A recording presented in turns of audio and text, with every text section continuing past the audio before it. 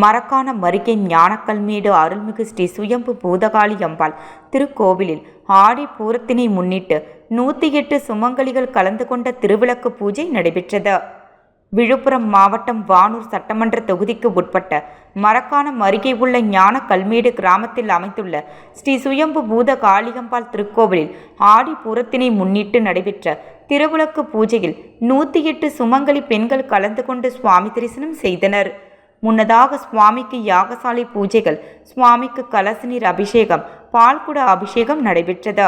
மேலும் முக்கிய நிகழ்வாக நடைபெற்ற திருவிளக்கு பூஜையில் 108 சுமங்கலிகள் கலந்து கொண்டு தங்களுடைய குடும்ப நன்மை வேண்டி பூஜை செய்தனர்.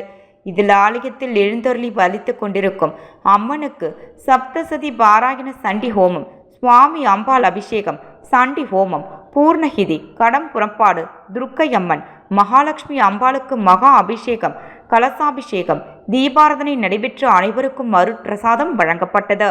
இந்நிகழ்ச்சிக்கான ஏற்பாடுகளை முன்னாள் வானூர் ஒன்றிய பெருந்தலைவர் VMR சிவா தலைமையில் பக்தர்கள் சிறப்பாக செய்திருந்தனர்.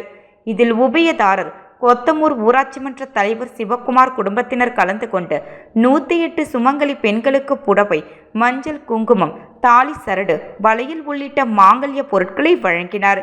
இந்நிகழ்ச்சியில் சுற்று வட்டாரத்தை சேர்ந்த சுமங்கலி பெண்கள் ஏராளமானோர் கலந்து கொண்டு பூஜையில் பங்கேற்று அம்மன் அருளை பெற்றனர்.